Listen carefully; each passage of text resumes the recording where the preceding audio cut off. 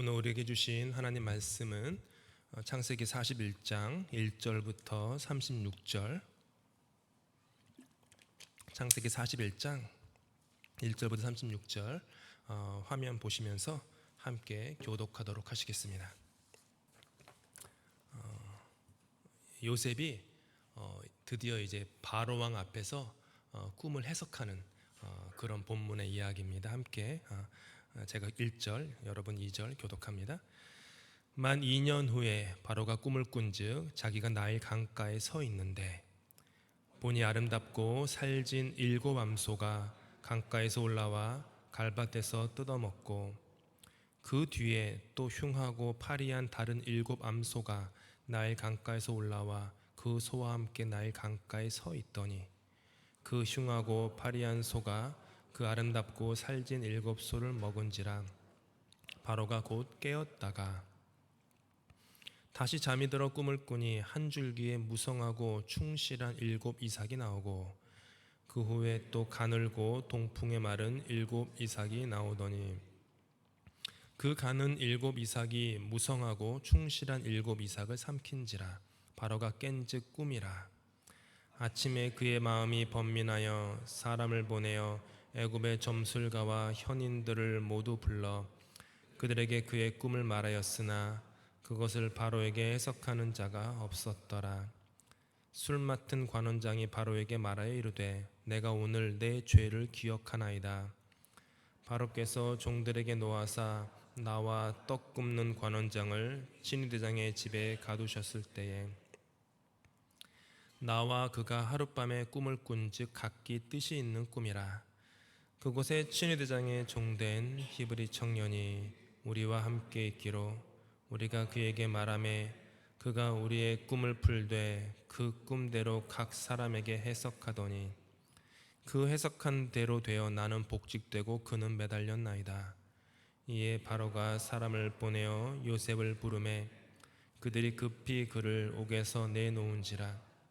요셉이 곧 수염을 깎고 그의 옷을 갈아입고 바로에게 들어가니 바로가 요셉에게 이르되 내가 한 꿈을 꾸었으나 그것을 해석하는 자가 없더니 들은즉 너는 꿈을 들으면 능히 푼다 하더라.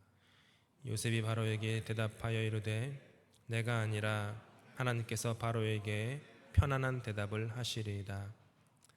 바로가 요셉에게 이르되 내가 꿈에 나일 강가에 서서 보니 살찌고 아름다운 7 암소가 나일 강가에 올라와 갈밭에서 뜯어먹고 그 뒤에 또 약하고 심히 흉하고 파리한 7 암소가 올라오니 그같이 흉한 것들은 애굽 땅에서 내가 아직 보지 못한 것이라.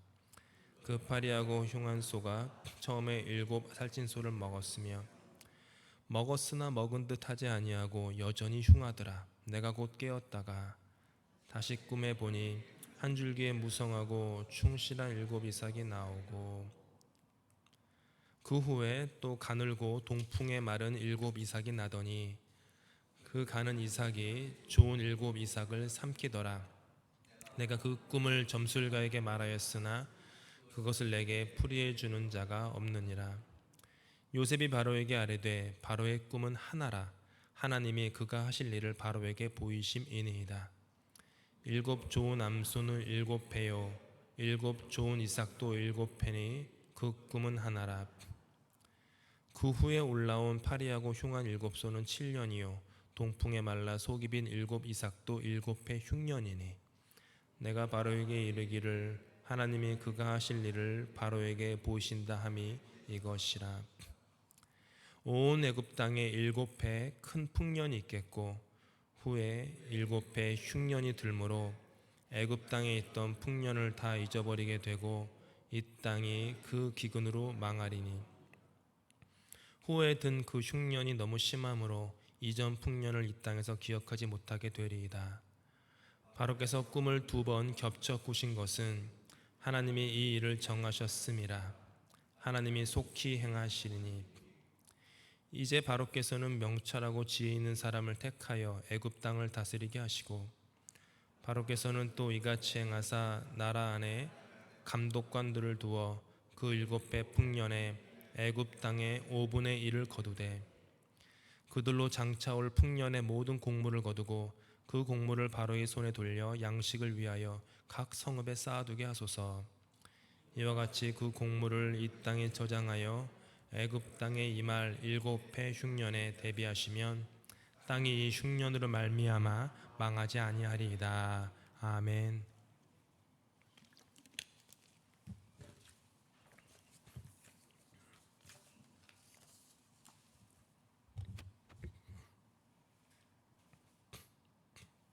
술관원장의 꿈을 해석하여 준 지 2년이라는 시간이 흘렀습니다. 지난주에 우리가 묵상한 대로 신대장 보디발의 감옥에 있었을 때 그곳에는 술 맡은 관원장, 빵 맡은 관원장 두 고위 관료가 있었습니다. 둘 다 꿈을 꾸었고 요셉은 그 꿈을 바르게 해석해 주면서 술 관원장에게 2번에 걸쳐서 간곡히 부탁합니다. 당신이 석방되어 나가게 되시면 꼭 나를 잊지 말아주세요.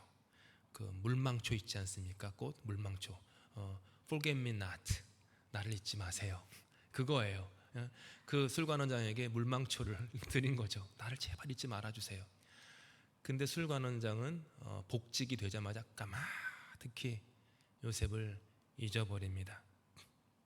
그렇게 2년의 시간이 그냥 그렇게 허무하게 흘러갑니다.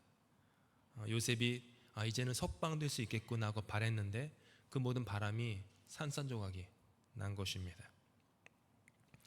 그렇게 영원할 것만 같은 2년이라는 시간이 흘러갔습니다. 그리고 그러던 어느 날 애굽의 왕 바로가 이상한 꿈 2개를 연이어서 꿉니다. 그림에 보시는 내용이고요. 아까 성경에서 읽었던 내용과 같습니다. 첫 번째 꿈은 자신이 나일 강가에 서 있을 때 갑자기 살찐 7암소 7마리가 나타나 갈대풀을 뜯고 있던 중 아주 야윈 암소 7마리가 이번에 나타나더니 살찐 암소 7마리를 잡아먹는 꿈이었습니다. 번뜩 꿈에서 깬 다음에 왜 뒤숭숭하잖아요. 그러다가 피곤했는지 또 잠이 들었어요.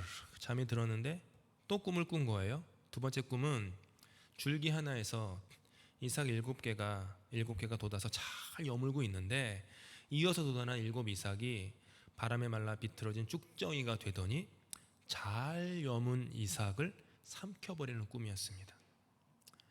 첫 번째 꿈은 목축에 대한 꿈이었죠. 두 번째 꿈은 농사에 대한 꿈이었습니다. 당시 이집트라는 초강대국을 지탱하고 있었던 기간 산업 2개에 대한 꿈이었습니다. 꿈에서 깬 바로 왕은 불안한 마음을 가눌 길이 없었습니다. 번민을 이길 수가 없었습니다. 그래서 애굽 전역에서 나름 꿈 해석을 해몽을 할 줄 안다는 모든 점술가들과 현인들을 다 불러 모았는데 그들 어느 누구도 꿈 해석을 하지 못하였습니다. 그들마저 꿈을 해석하지 못하니까 바로 왕의 마음이 더욱더 불안하여졌습니다. 그 불안한 바로 왕을 술관원은 가장 근거리에서 왕을 모시는 사람 아닙니까? 왕의 자문 역할을 하는 사람인데 왕의 그 모습을 본 거죠.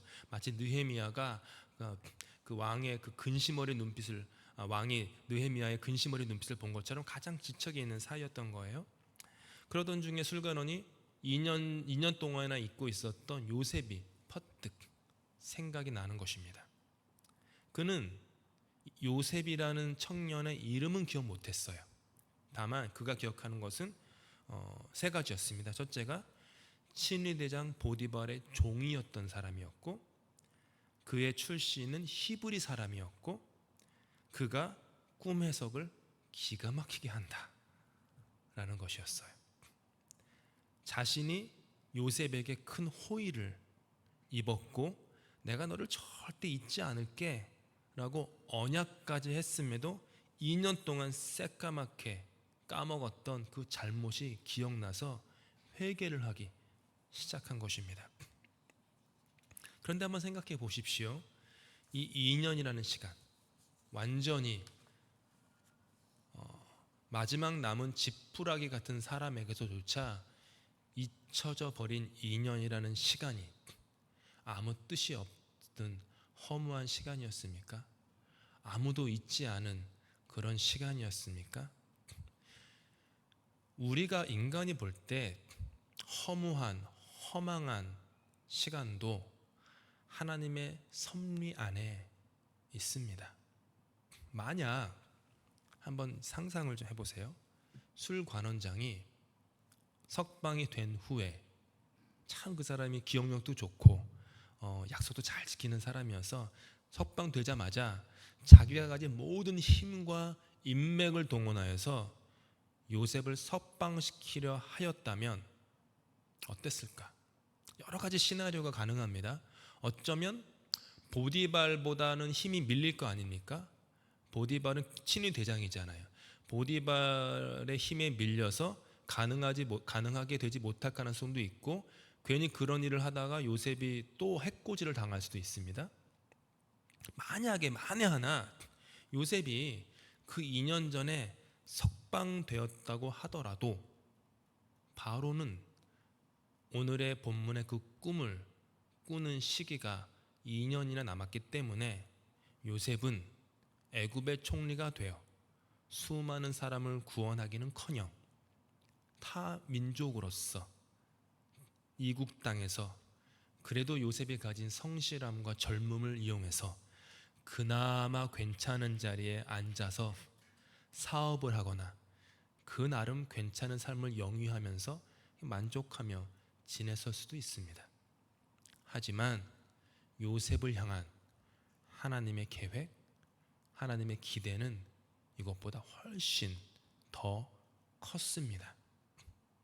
그래서 바로 왕이 2번의 꿈을 꾸고 그 꿈으로 심히 번뇌하고 그 꿈을 나라 전역의 어떤 점술가나 현자들도 해석하지 못하게 되는 환경이 무르익게 될 그 2년을 하나님은 요셉에게 허락하셨던 것입니다.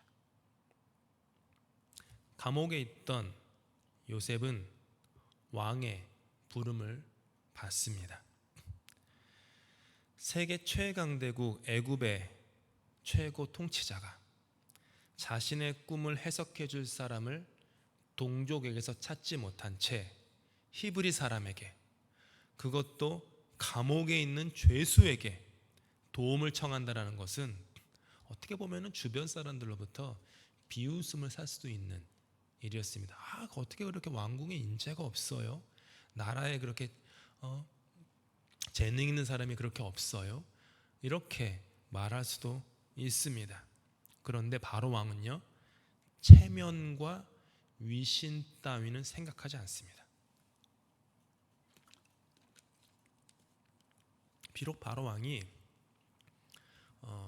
하나님을 유일신으로 믿는 신앙인은 아니었지만 그가 가진 사람됨의 그릇은요 꽤 컸던 것 같아요. 체면과 위신을 생각하지 않고 실리와 현실을 훨씬 더 중히 여기는 사람이었던 것입니다. 그래서 바로 그 바로 왕의, 여러분 참 바로라는 게 한 사람의 이름이 아닌 건 아시죠? 제가 예전에 설명하지 않았나요? 바로는 한 사람의 이름이 아니에요. 그러니까 이집트의 왕을 칭한 호칭이에요. 징기스 칸, 그러니까 몽골이면 칸이라고 하는 그런 것처럼 왕의 호칭이에요. 이 왕의 이름을 제가 중요하진 않으니까 조사하지 않아서 이름이 누군지 모르겠지만, 아무튼 이 바로 왕은 나중에 조금 있다가 이제 다음 주에 볼 텐데, 요셉이 해몽한 뒤에 히브리 사람 요셉을 제국의 총리로 임명할 정도로 통이 큰 사람이었어요. 이게 유능한 지도자의 덕목 중에 하나입니다. 체면과 위신을 중히 여기지 않고 탄력 있는 그런 마음, 그런 결정, 그런 생각들, 그런 것이죠. 전통, 인맥, 체면, 위신, 이와 같은 고정된 작은 습관 습관이나 관습에 얽매이지 않고 생각이 유연한 나라의 지도자가 세워질 때 그 나라는 다양한 인재를 등용하고 다양한 꿈들이 날개를 달아 날아오르기 때문에 그 나라는 흥왕하게 되어 있습니다. 지금의 이 이집트가 그 왕을 잘 만난 덕분에 지금 그 말도 안 되는 위기를 지금 극복하게 된 거예요. 이제 왕의 부름을 받은 요셉이요, 왕을 만나야 되니까 감옥에 오랫동안 있지 않았습니까? 3년이라는 시간이 있었으니까 몰골이 말이 아니잖아요. 그래서 수염을 깎고 옷을 갈아입은 후에 나아갑니다. 바로 왕이 요셉에게 말을 겁니다. 너는 술 관원장에게 전해 들으니 꿈을 들으면 능히 그 꿈을 해석한다고 하더구나. 고대 사회에서 중요한 것이 꿈 아닙니까? 그 꿈이라는 세계를 요셉이 이렇게 꽉 잡고 있는 걸로 생각했던 거예요. 이렇게 왕이 요셉을 치켜 세우잖아요. 그러면은 좀 우쭐할 만도 한데 요셉은 감옥에서 그 두 관원장에게 말했던 것과 똑같은 말을 이 바로 왕 앞에서도 해요. 참 요셉이 한결같아요. 다음과 같이 말했습니다. 함께 읽습니다. 시작. 내가 아니라 하나님께서 바로에게 편안한 대답을. 뒷부분에도 여기에 대해서 자세히 살펴보겠지만 바로 이 부분이요, 요셉의 성숙한 신앙 인격을 아주 잘 우리에게 알려주는 거예요. 우선 요셉은 2년 전에 석방의 기회가 있었음에도 불구하고 그렇게 되지 않은 것에 대해서 하나님을 원망하는 기색이 없어요. 요셉은 여전히 하나님에 대해 절대적인 신뢰의 마음을 갖고 있어요. 우리는 안 그럴 때가 많잖아요. 조금 이렇게 힘들어지고 힘든 시간이 길어지면 하나님 이게 뭐예요? 막 불평하고 원망하고 솔직히 그런 마음 올라올 때 많잖아요. 요셉은 하나님에 대한 신뢰를 잃어버린 적이 없어요. 그리고 요셉은요, 태양신을 섬기고 있는 바로 왕 앞에서 자신이 믿는 하나님에 대해서 말하는 담대한 신앙을 갖고 있어요. 부끄럽지 않아요. 내가 믿는 하나님에 대해서. 네가 믿는 하나님이 왜 너를 2년 동안이나 더 감옥에 있게 했니? 라고 사람들의 비웃음을 들을 수 있었을 텐데도 요셉은 아랑곳하지 않아요. 요셉에게 하나님은 나의 생각으로 다 헤아릴 수 없는 분, 무슨 뜻이 있겠지. 하나님은 실수가 없으신 분인데, 하나님은 성실하신 분인데, 하나님은 신실하신 분인데 뜻이 있겠지. 이렇게 순종하는 마음으로 그 모든 것들을 받아들였던 거예요. 이 젊은 청년이 참 성숙하죠. 그래서 이해할 수 없는 삶의 자리에서도 요셉은 믿음을 지킬 수 있었던 겁니다. 마지막으로 요셉은요, 여기 잘 보니까 자기는 낮추고요, 하나님은 높여드려요. 요셉은 자기를 드러내지 않고 하나님의 영광을 드러내요. 어떻게든 자신의 작은 능력을 크게 부각시키기 위해서 안달이 난 세상에서 조금이라도 사람들에게 얕보이면 안 된다는 세상에서 요셉은 바로 왕이나 그 옆에 신하들의 인정을 받기 위한 어떤 노력도 하지 않습니다. 제가 한국의 교회에서 목회자로 사역한 적은 없습니다. 아시겠지만. 그렇지만은 이런저런 설교 때문에건 또 예전에 코스타 사역을 할 때건 한국에 크다는 교회들은 많이 가봤고 작다는 시골 교회도 되게 많이 다녀봤어요. 근데 보면은 작은 교회는 아니지만 큰 교회는 부교육자들이 굉장히 많지 않습니까? 가만히 이렇게 얘기하다 보면 제가 그분의 나이를 모르겠어요. 이해가 되시려나? 물어보면 실제보다 나이가 한 10살에서 15살 젊어요. 내가 속으로 그랬어요. 아니 그렇게 말을 노인처럼 하세요? 속으로 그런 말을 못했어요. 말을 이상하게 해요. 되게 막 깔더라고요. 뭐 부목사들이 목사님 이러면서 그리고 저도 이렇게 머리 많이 넘기지만 저보다 더 포마드를 발라가지고 그래서 한 번은 물어봤던 것 같아요. 왜 그렇게 본인 나이보다 더 나이 들게 다니세요? 그리고 그렇게 행동하세요? 안 그러면 교인들이 우습게 한다라는 거예요, 자기를. 근데 한 교회가 아니고요, 많은 교회가 그래요. 그리고 그렇게 가르친대요, 담임 목사님이. 교인들 손노전사 이목사 당신 그 여자 목사님 누구 교인들이 어리다고 무시할 수 있으니까 옷도 더 나이 좀 조숙하고 입고 걸음걸이도 좀 어떻게 하고 말도 좀 이렇게 천천히 좀 저음으로 하라고 뭐 그러나 봐요. 그럴 것 같아요. 왜냐하면 한국에 가보니까 스타벅스에 가고 어딜 가고 모든 종업원들이 말투가 똑같더라고요. 어서 오세요. 그래서 그런데 다 똑같아요. 이렇게 그래서 한번 물어봤어요. 어떻게 이렇게 모든 서울의 스타벅스 지점마다 종업원들의 말투가 똑같은지. 그랬더니 그 말투를 교육시킨대요. 그대로 교육시킨대요. 그 말투를요. 억양까지 다. 교회라고 안 그러겠습니까? 슬픈 현실이죠. 저는요, 이런 얘기 그렇지만 저는 제 나이대로 보이는 게 좋은 것 같아요. 제가 뭐 아주 60이 됐는데 누가 저를 50으로 봤다고 막 좋아하면요, 어떻게 보면 10년만큼 제가 미숙하다는 뜻인지도 몰라요. 제가 50이면 50으로 보여야 되고 70이면 70으로 보여야 됩니다. 몇 살 젊게 보인다고 좋아할 일이 아니에요.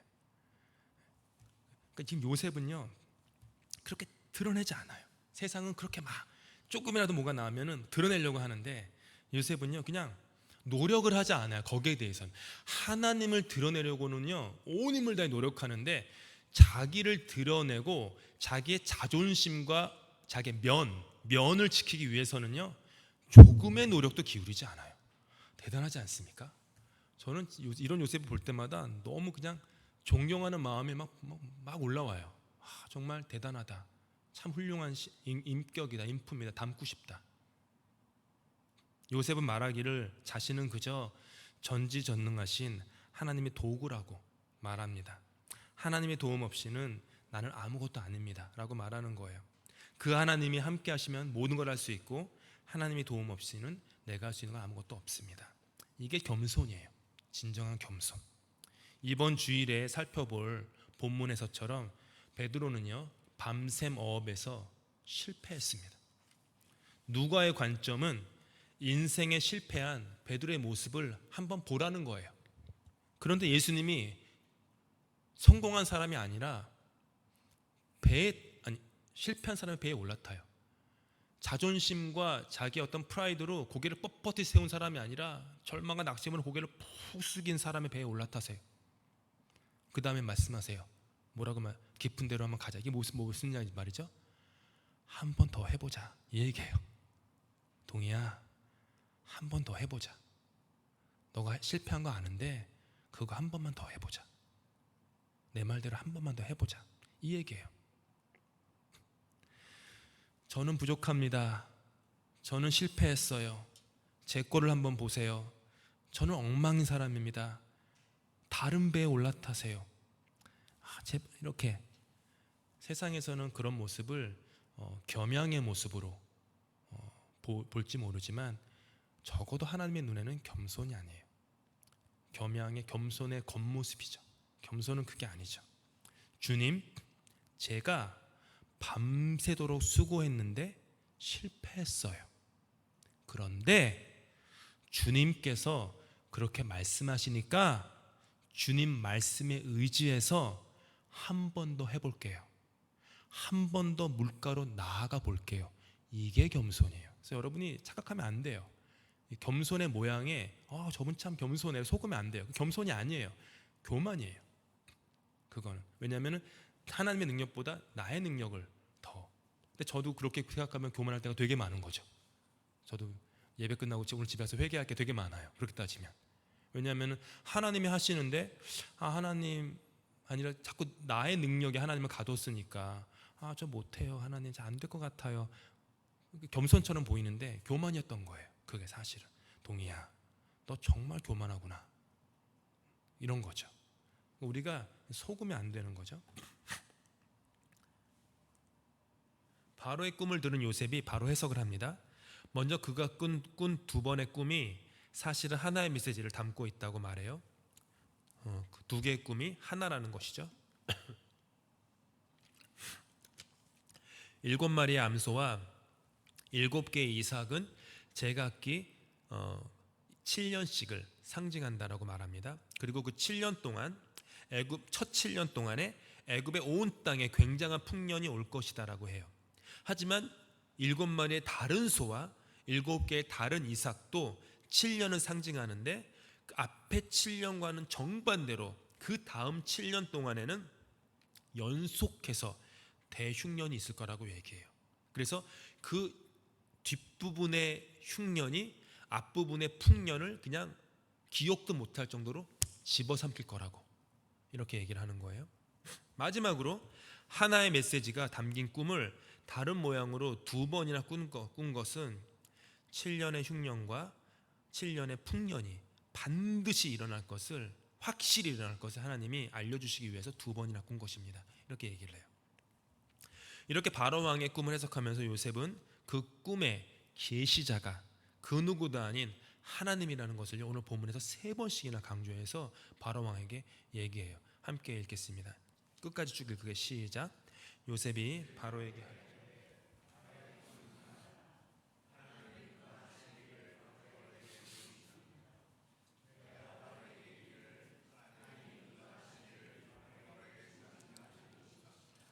바로에게 꿈을 2번 겹쳐 두신 것은 하나님이 이 일을 정하셨음이라. 하나님이 속히 행하시리니. 세계 최강대국의 지도자 바로왕 앞에서 자신의 운명을 손가락 하나로 좌지우지할 수 있는 힘과 권세를 가진 그 앞에서 요셉은요, 자기 운명과 역사의 주인이 당신이 아니라 하나님께 있습니다 라고 말하는 거예요. 아까 묵상했지만 오늘 본문에서 핵심 구절이요, 여러분들이 오늘 제가 드린 모든 걸 다 잊어버려도요, 요거 하나는 기억하고 가시면 좋겠어요. 핵심 구절이 이거 16절. 내가 아니라 하나님께서. 내가 아니라 하나님께서. 내가 아니라 하나님입니다 라는 말이에요. 바로 이 믿음, 이 생각, 이 태도, 이 자세, 이거 하나가 요셉을 요셉되게 한 것입니다. 내가 아니라 하나님입니다. 요셉은요, 자기를 인정하지 않아요. 하지만 요셉의 자기 부인은 세상이 자기를 그렇게 인정하는 것과는 다른 거예요. 세상이 자기를 인정하지 않는 것은요, 자기 혐오예요. 자기에 대해서 짜증을 내는 거예요. 자기에 대해서 자기를 존중하지 않는 거예요. 자기를 사랑하지 않는 거예요. 그래서 우울증에 빠지는 거예요. 우울한 거예요. 그런데 요셉 자신을 인정하지 않는 것은요, 이것과는 차원이 달라요. 세상의 자기 부인이 종착역이에요. 그런데 요셉의 자기 부인은 종착역이 아니라 환승역이에요. 종착역은 하나님을 인정하는 것이에요. 나를 인정하면요, 나의 인간적인 능력의 딱 그 한계치만큼, 그 바운더리만큼 일합니다. 아니, 사실은 자기 능력만큼도 일 못해요. 왜냐하면 자기 인정이라고 하는 늪에 빠져서 허우적거리기 때문이에요. 하지만 자기를 부인하고 하나님을 인정하면 그 사람은 자기의 능력치만큼이 아니라 하나님의 능력치만큼 쓰임받습니다. 만약 베드로가 자기 부인을 종착역으로 삼아서 갈릴리 해안가에 머물렀다면 그는 누구도 기억하지 못하는 갈릴리의 고만고만한 어부로 삶을 마무리하였을 것입니다. 하지만 베드로는요, 자기 부인을 종착역 삼지 않고 예수님의 말씀을 의지해서 배를 띄웁니다. 예수님의 말씀을 의지한다는 것은요, 하나님을 인정한다는 것이죠. 그리고 베드로는 한 번도 경험해 보지 못한 많은 양의 고기를 낚고 그때부터 고기를 낚는 어부가 아니라 사람의 어부로 변화된 인생을 살고, 그 말씀 그대로 예수님이 승천하신 후에 그 아무것도 초등학교도 다 나오지 못한 베드로, 신학교육도 받지 못한 베드로, 아무런 것도 배경이 없는 베드로, 부모도 대단한 사람, 베드로 부모도 안 나오잖아요, 성경에. 대단하지 않은 사람들인 거예요. 이름도 없는 사람들인 거예요. 그런 베드로가 말씀을 전하니 3,000명이 하루에 한날에 변화되고, 또 말씀을 전하니 5,000명이 한날에 변화되고, 그물이 찢어지는 그런 역사를, 그러니까 베드로의 능력치가 거기였던 건가요? 아니죠. 베드로의 능력은 그냥 물고기 몇 마리 잡는 게 베드로의 능력인데, 하나님이 함께하고, 아니 베드로가 하나님을 전적으로 신뢰하고 순종하고 나니까 꿈도 꾸지 못하는 수많은 역사가 그의 삶을 통해 이루어졌다라는 것이죠. 이와 같이 요셉과 베드로의 모습은요, 또 한 사람을 생각나게 해요. 바로 세례 요한입니다. 예수님보다 먼저 사역을 시작한 세례 요한의 주변에는요, 사람들이 참 많았어요. 인기가 많았어요. 많은 사람들이 요단강에서 세례를 받았어요. 그를 메시아로 여기는 사람들도 수두룩했어요. 그런데 그는 반복해서 말해요. 나는 아닙니다. 나는 아닙니다. 나는 아닙니다. 하나님이 하시는 것입니다. 세례 요한의 반복된 고백에 함께 읽겠습니다. 쭉 끝까지 시작. 나는 그리스도가 아니요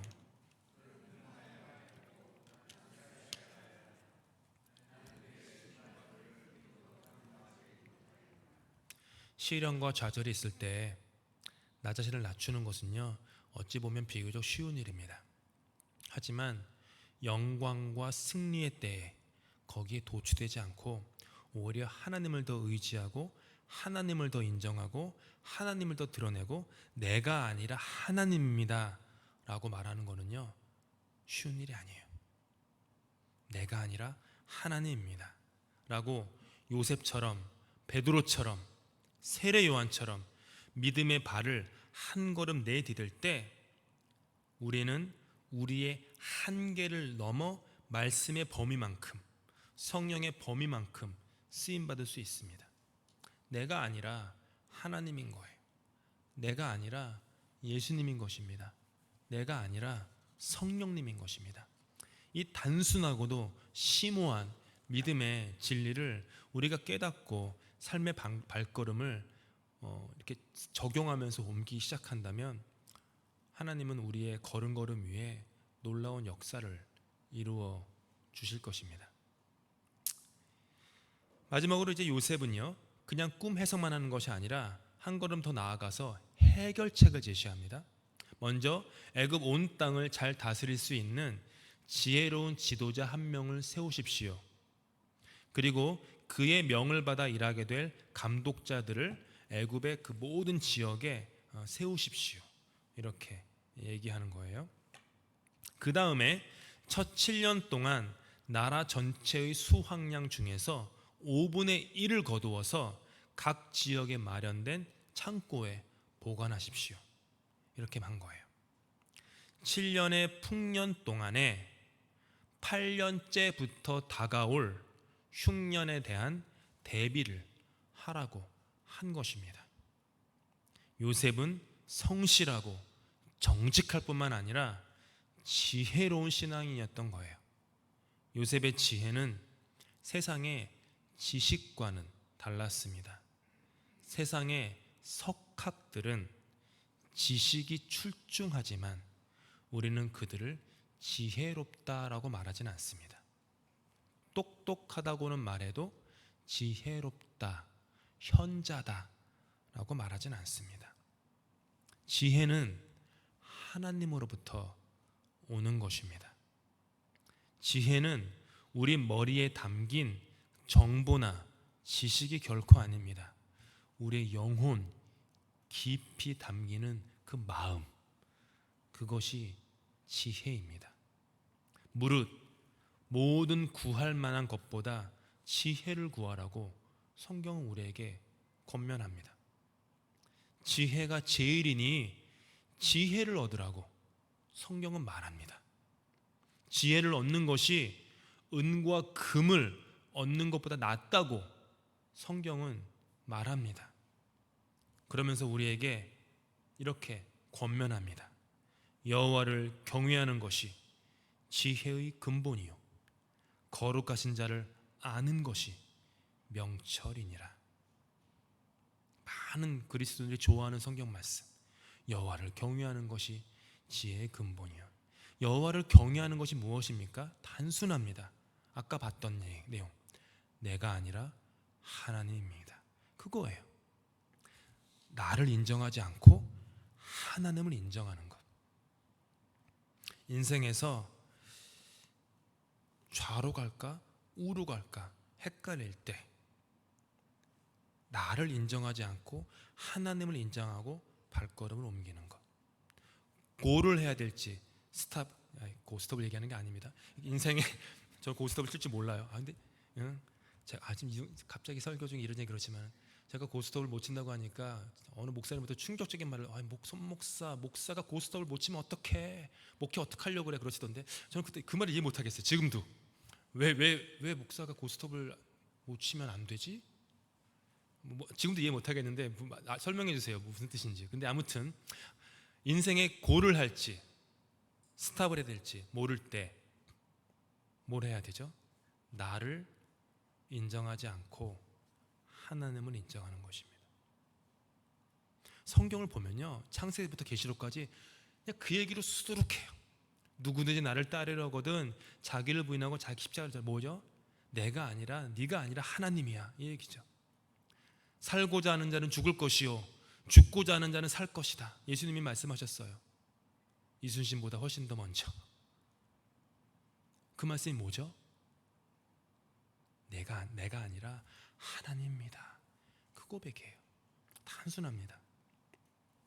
여호와를 경외하는 것, 자기를 부인하고 하나님을 인정하시는 삶을 하나씩 둘씩 우리 연습해 나가십시다. 교회에서 이렇게 아무리 설교를 들어도요, 이게 그냥 귀로만 들으면요, 이게 아무짝에도 쓸모가 없어요. 진짜 설교자라서 허무한데 아무짝에도 쓸모가 없어요. 행하시지 않으면. 정말로 저도 마찬가지예요. 저도 언제나 설교단에 올라갈 때마다 듣는 자로 올라가려고 늘 마음을 고쳐잡거든. 너는 말하는 자가 아니야. 너는 설교를 듣는 자야. 안 그러면 그냥 메아리처럼 허공을 맴도는 몇 개의 단어가 있다가 그냥 사라져버려요. 인생에 어떤 변화도 일으키지 못하는. 행해야 돼요. 행해야 돼요. 내가 아니라 하나님입니다. 그때 주님께서 우리를, 이 교회를 베드로, 요한 그리고 요셉처럼 아름답고 놀랍게 사용하여 주실 것입니다. 다 함께 기도하시겠습니다. 사랑의 주님, 감옥에 갇힌 요셉이었지만 하나님께서는 그 시간이 헛된 시간이 되지 않도록 모든 일을 준비시켜 주셨습니다. 그리고 때가 참에 하나님은 당신의 역사를 차곡차곡 이루어 나가셨습니다. 요셉에게는 내가 아니라 하나님입니다 라고 하는 그 신앙이 있었습니다. 흠도 많고 오점도 많은 요셉이지만 그 단순한 신앙의 마음 하나가 요셉을 요셉되게 하였습니다. 어찌 보면 우리는 요셉보다 더 많은 훈련을 받고 더 많은 성경 공부를 하고 더 많은 설교를 듣고 더 많은 제자 훈련도 하고 수없이 많은 교육을 받고 부흥회도 하고 찬양도 참 많이 알지만 이 단순한 신앙의 진리를 제대로 깨닫지 못한 채 그리고 행하지 못하기 때문에 요셉과 같은 삶을 살지 못하는지도 모릅니다. 주님, 우리를 불쌍히 여겨 주시옵소서.